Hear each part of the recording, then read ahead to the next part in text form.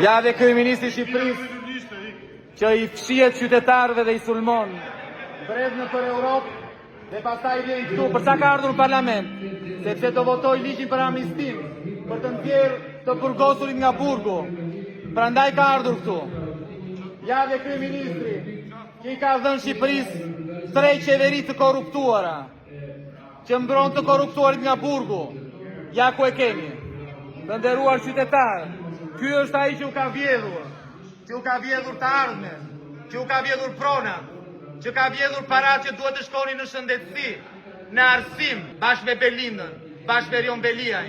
Por tani njerëzit e kanë kuptuar dhe duan fundin tënd, duan dorëheqjen tënde, duan të duan në burg.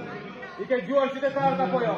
Dëgjoj mirë, të duan në burg, sepse i ke vjedhur, janë shqiptarë. Nuk janë iranian, nuk janë serb, nuk janë grek.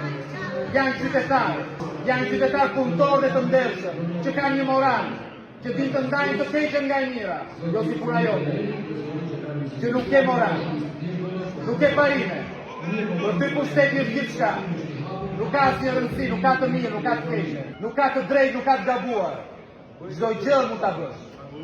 Kjo është diferenca. Dhe qytetarët duan një Shqipëri ndryshe. Nuk duan në Shqipërinë tënde. Shqipëria do i kthehet shqiptarëve. Shqipëria e shqiptarëve. Shqipëria do ju kthehet shqiptarëve, prandaj kanë dalë. Prandaj kanë 18 vite që protestojnë, edhe në këtë moment. Ja ku e keni. Ja ku e keni. Nuk është burr të japi dorëheqje. Nuk është burr të shkojë në zgjedhjet parakoshme. Di vetëm të kërcënoj.